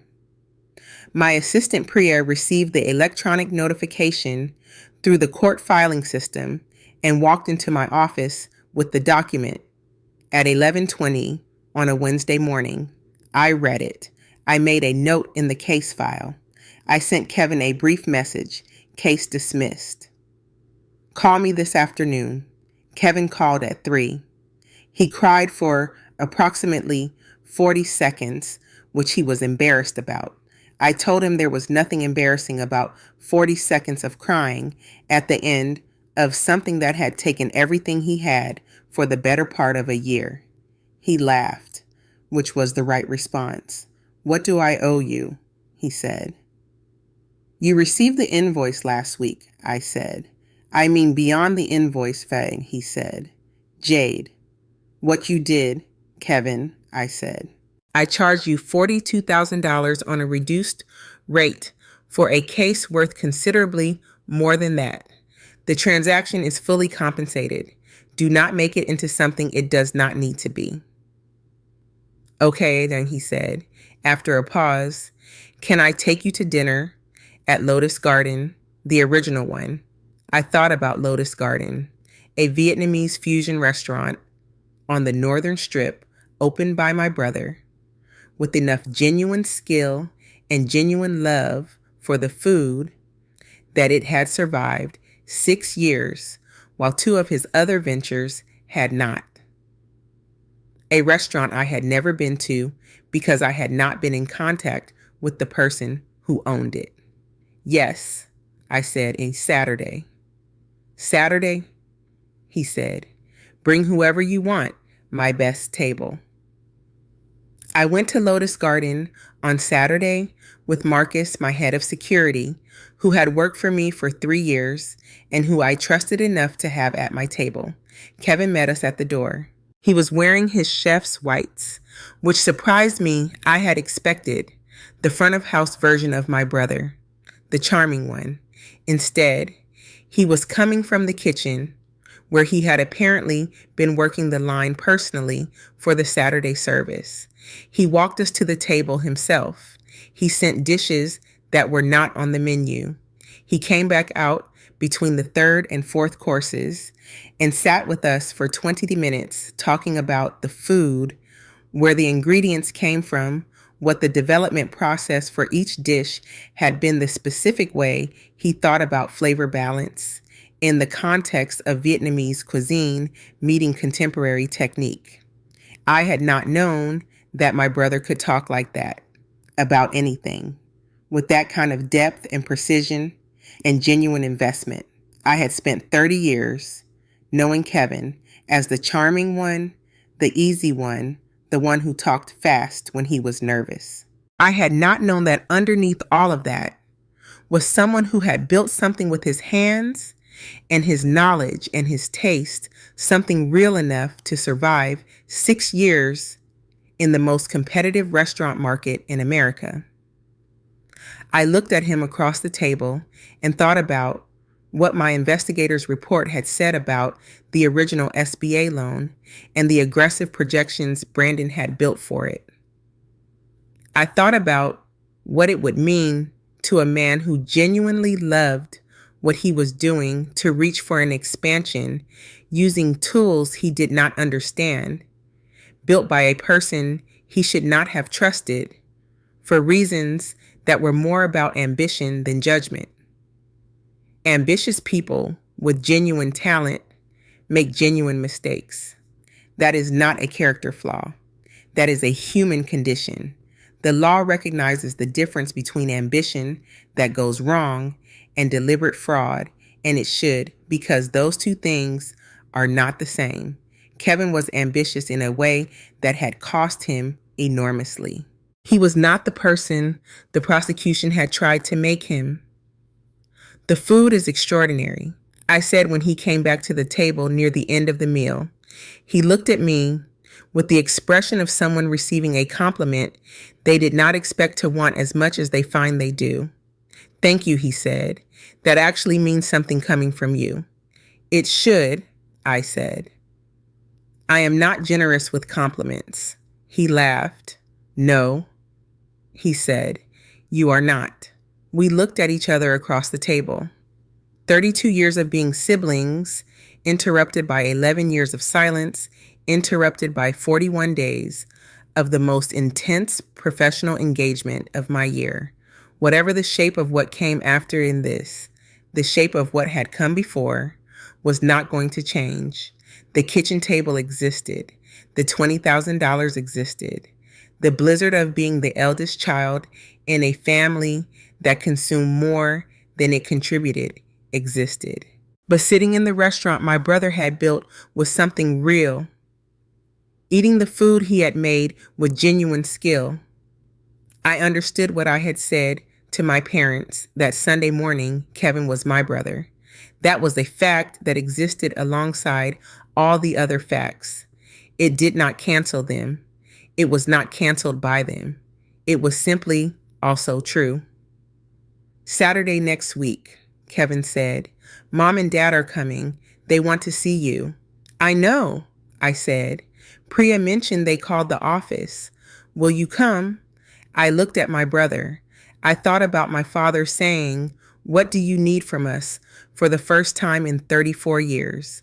I thought about my mother telling me she had read about my cases in the paper and shown the articles to her friends. I will come, I said. I want to tell you about the mediation because it is the part of this story that most people would not expect and that I consider the most significant thing that happened in the 41 days between my parents arriving at my gate and Brandon Chow's arrest. 8 days after the conference room meeting, a woman named Dr. Sandra Okafor arrived at my office at 9 o'clock on a Tuesday morning. She was a licensed family mediator with a background in organizational psychology and a practice focused on family systems in crisis. I had used her twice before in civil cases involving family business disputes, and I trusted her professional judgment. I had arranged, as part of the agreement I had made with my parents the previous Sunday, for Dr. Okafor to facilitate 4 sessions with the Villo family, my parents Kevin, Lily, and me. The sessions were structured. They were not therapy. They were not an apology tour. They were what Dr. Okafor described as a relational audit, a systematic examination of how the family had operated, what the documented patterns were, what impact those patterns had had on each member, and what, if any, structural changes were possible going forward. I will not give you the full content of those sessions because they belong to the people who participated in them. And because the most significant things said in rooms like that do not improve with transmission. What I will tell you is the shape of what happened. In the first session, my father presented himself the way he presents himself in all significant settings as the authority, the head of family, the person who has the overview. Dr. Okafor, with the specific professional skill of a person who has spent 30 years dismantling exactly that kind of presentation, asked him to describe a specific moment from each of his children's lives that he was proud of. My father described Kevin's restaurant opening. He described Lily's wedding. He was quiet for a moment. And then he said, Jade winning her first murder trial. He had read about it in the paper. He had not called. Why didn't you call? Dr. Okafor said. My father was quiet for a long time. Because I did not think she would want to hear from me, he said finally. Did you ask? Dr. Okafor said. No, he said. In the second session, my mother talked about her own immigration experience in a way I had never heard her talk about it, not as a founding narrative of family strength, but as a genuinely frightening thing, arriving in a country whose language and customs and systems she did not understand, with 2 children already and a third on the way, working 2 jobs while my father built the construction business, living with the specific terror of people who know that the margin between stability and disaster is extremely thin. She talked about how that terror had shaped how she raised us, how the terror of scarcity had translated into a parenting style organized entirely around resource management, where every child was assessed in terms of their contribution to family stability. How the eldest in that framework was always the resource, not because she did not love me, but because the framework she had built for survival had turned her children into variables in an equation. I sat in my chair and listened to my mother describe how she had turned me into a variable in an equation. It was not comfortable. It was the most honest thing she had ever said to me, and honest things are not always comfortable. In the third session, Kevin talked about how growing up with my example had been the thing he compared himself to and could never quite reach, and how that gap had driven the ambition that led to the expansion and the investors, and ultimately to Brandon and to everything that followed. Lily talked about marrying Brandon in part because he was the first person who had ever looked at her and seen something other than the beautiful younger sister of the overachieving eldest. He had made her feel specific, she said, not as a reflection of me or a compliment to Kevin, but as her own particular thing, that she had stayed with him through things she should not have stayed through because she had needed that feeling and had not known how to need it without needing him. In the fourth session, Dr. Okafor asked each of us to describe what we needed going forward, not what we were willing to give, what we needed. It was the same question I had asked my parents in my living room, and I had chosen it deliberately because it was the question I had learned to ask clients in intake meetings, the question that cuts through the performance of a situation and locates the actual human need underneath. What my father said, I need to know that I can still be useful to you. What my mother said, I need to stop managing things I cannot manage and start seeing things clearly. What Kevin said, I need to know that this family actually knows who I am, not the charming one or the risky one, who I actually am. What Lily said, I need to figure out who I am when I am not being managed by someone. What I said, I need the accounting to be honest, not just financially in every sense. I need to know that when I am owed something in this family, it is acknowledged and not reframed as something I should be grateful to provide. I need the obligation to run in both directions. Dr. Okafor wrote all of this down. She gave us each a summary document at the end of the fourth session, not a list of rules, but a map of what each person needed and what each person had said they were willing to contribute toward those needs. She told us the document was a starting point, not a resolution, and that starting points required maintenance. She was right. We are 8 months out from that Sunday morning when my parents arrived at my gate. The maintenance is ongoing and imperfect in the way that all maintenance of complex things is imperfect. My father called me 2 weeks ago to tell me about a case he had read about in the paper involving a corporate fraud matter. He thought it sounded like something I would find interesting. He was right. We talked for 20 minutes about the legal strategy, and he asked good questions, and I answered them. It was the most ordinary conversation I have ever had with my father, and it was in its ordinariness the most significant one. My mother texted me a photograph of a restaurant review in the Las Vegas Review Journal last month. It was a review of Lotus Garden. 3.5 stars. She had written one line underneath it. Your brother is doing well. Thought you would like to see. She was right. I like to see it. Kevin's dismissal held. He returned his full attention to Lotus Garden and is reportedly, this is what he told me over the phone last week, considering a very small expansion, a catering arm, no investors, no financial projections, that he did not build himself with a certified accountant he hired for the specific purpose. He laughed when he told me about the accountant, the self-aware laugh of someone who has learned something the hard way and can acknowledge it without being destroyed by it.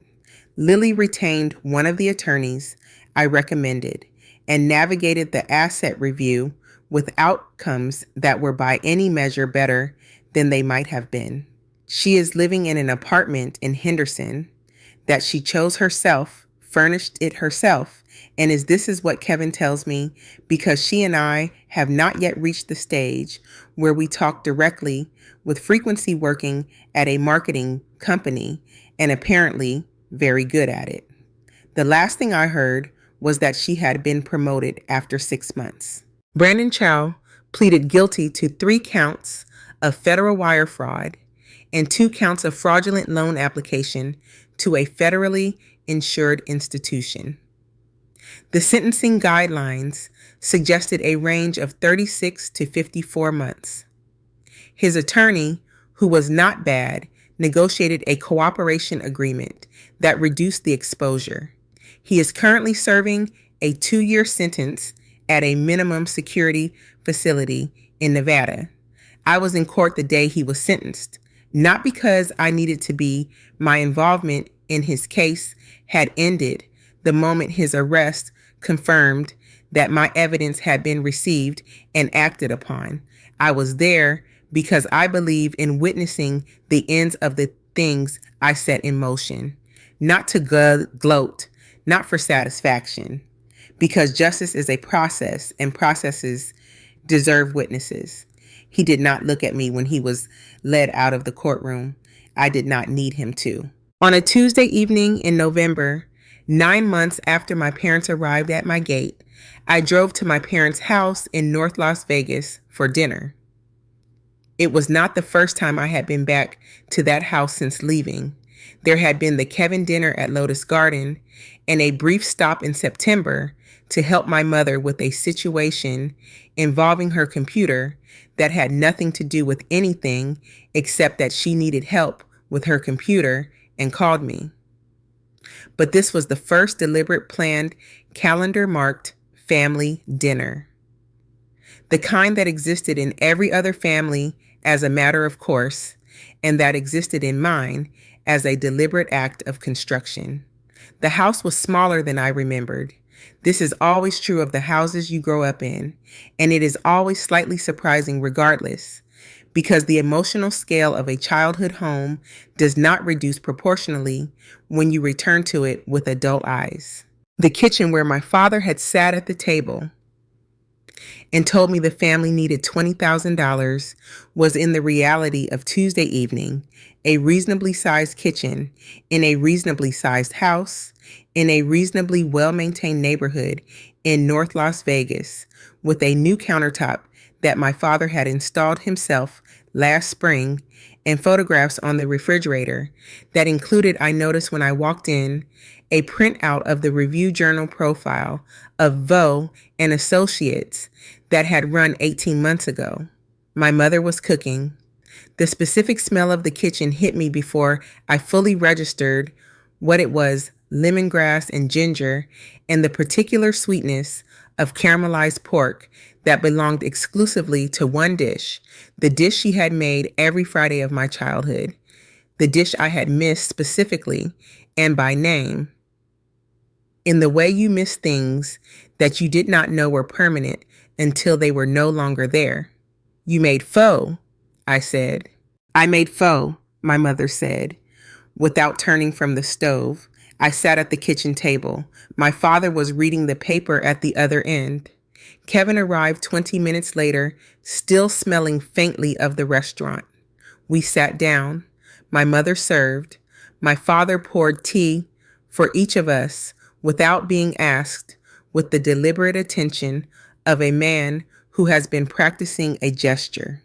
We talked about Kevin's catering arm, which was officially launching in January, about a case I had read about in the national legal press that had an interesting procedural wrinkle, about my mother's garden, which she had expanded this year with varieties she had been meaning to try for a long time and had not gotten around to, about Lily's promotion and the apartment in Henderson that she had apparently decorated very deliberately and with great personal specificity, which my mother described with a warmth that told me she had been to the apartment and that the visit had gone well.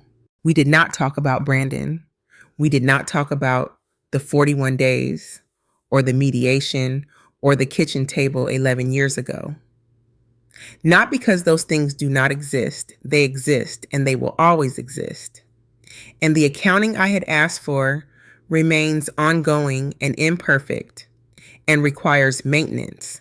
But because the dinner table is not always the place for the full weight of things, and sometimes the full weight of things can be carried in the background of an ordinary evening while the foreground is soup and tea and the specific warmth of a kitchen on a Tuesday night in November. My father looked at me at the end of the meal in the specific way he has been looking at me since that Sunday morning, not the authority in the room look, but something more straightforward, the look of a man who is making a genuine effort to see what is in front of him rather than what he expected to find there. You look well, Dan, he said. I am well, I said. The work is going well. The work is always going well, I said. He smiled. It was like the half smile at my door 9 months ago, a complicated expression, but it was real.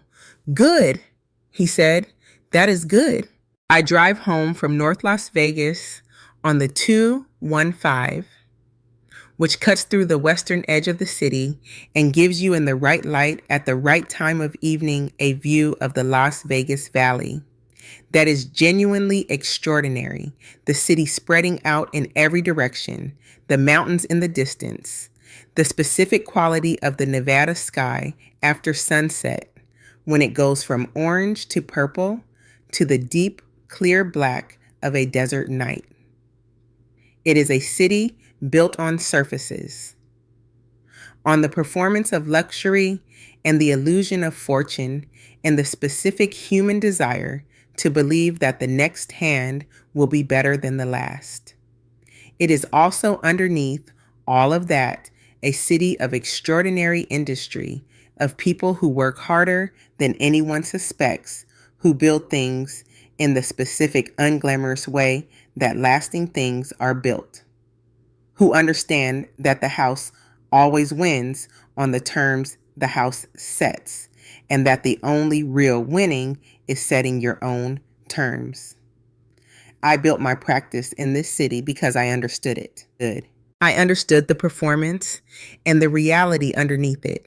I understood how to take a case that looked one way on the surface and find the actual structure beneath. I understood that justice in this city, as in any city, is not an automatic condition. It is a fought for result. I built it in this city, and I built it alone from 2 suitcases and a couch at a friend's apartment, and $4,000 and the specific determination of a 23-year-old woman who had finally understood that the only person responsible for her future was herself.